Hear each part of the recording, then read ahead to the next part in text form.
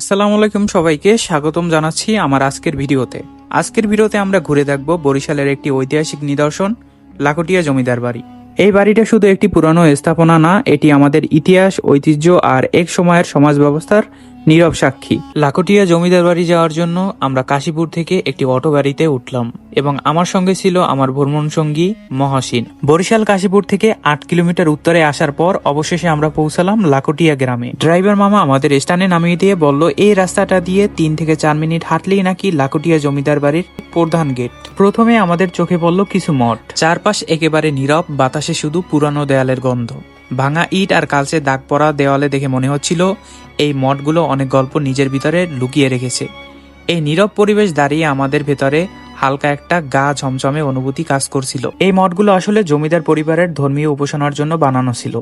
এক সময় এখানে নিয়মিত পূজা, প্রার্থনা আর ধর্মীয় আচার অনুষ্ঠান হতো। সবকিছু থেমে গেল, মঠগুলোর নীরব উপস্থিতি এখনো মনে করিয়ে দেয় লাখটিয়া জমিদার বাড়ির সেই পুরানো সময়ের কথা। এরপর আমরা জমিদার বাড়ির প্রধান গেট দিয়ে প্রবেশ করার পর দেখলাম কয়েকশো বছরের পুরানো একটি পুকুর। বছর বছর বছর মানুষ এই যে লইছে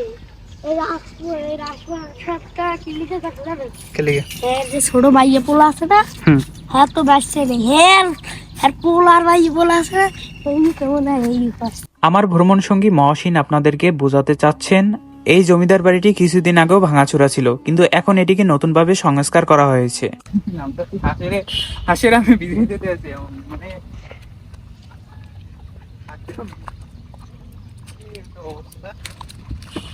এখানে রাজারা গোসল করতো, তাদের বলা যায় এটা একটা সুইমিং পুল। তো দৃশ্যটা দেখার মতো। লাখটিয়া জমিদার বাড়ি বাংলাদেশ বরিশাল সদর উপজেলার কাশীপুর ইউনিয়নের বাবুগঞ্জ উপজেলার লাখটিয়া গ্রামে অবস্থিত। লাখটিয়া জমিদার বাড়ি মূলত রূপচন্দ্র রায় নামের একজন জমিদার দ্বারা প্রতিষ্ঠিত হয়েছিল। তিনি ছিলেন এই জমিদার পরিবারের প্রবর্তক। পরবর্তীতে তার নাতি রাজচন্দ্র রায় লাখটিয়া জমিদার বাড়ির মূল ভবনটি প্রায় 50 একর ভূমিতে নির্মাণ করেন এবং পরবর্তীতে প্রভাবক ও সম্পদ বাড়িয়েছিলেন।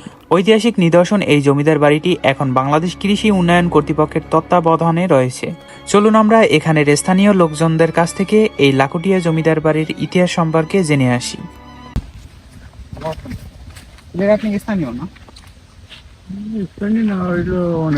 অনেক বছর। আচ্ছা, এই যে মানে পুরো এই যে বাবুর বাড়ি, এটা মানে মহলটার বয়স কত? ব্রিটিশ আমলের। মানে এই যে রাজার যে মানে ছেলের আছে, মানে বংশ পরম্পরা, তারা এখন কি সবাই কি এখানে বসবাস করে?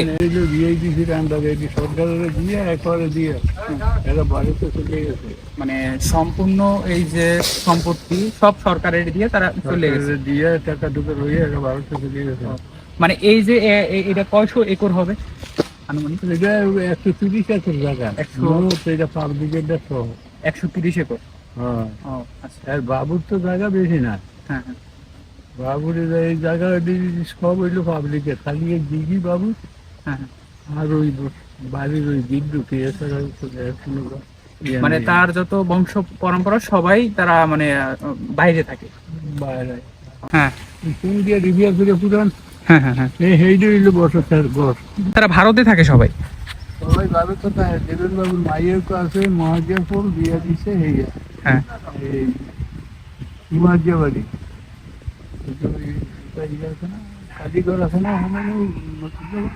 আসসালামু আলাইকুম ভাইয়া। আচ্ছা ভাইয়া, এই যে বাড়িগুলো মানে তাদের যে লোকগুলো, তারা কোথায় এখন? কেউই নাই, সরকারি ফার্ম, এখন তার ইন্ডিয়ার লোক নাই জানে। ও তাই। এই বাড়িগুলোর আনুমানিক বয়স কত হবে? আনুমানিক 100 নিচে না মনে হয়। 100 নিচে না। এই হচ্ছে মানে এসব বাসায় ভূতও ভয় পাইবে মনে হয়।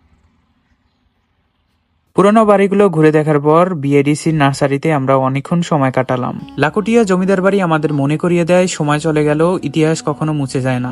আজকের ভিডিওটি ভালো লাগলে লাইক দিন, চ্যানেল সাবস্ক্রাইব করুন আর কমেন্টে জানাবেন আপনারা পরের ভিডিওতে কোন জায়গা দেখতে চান।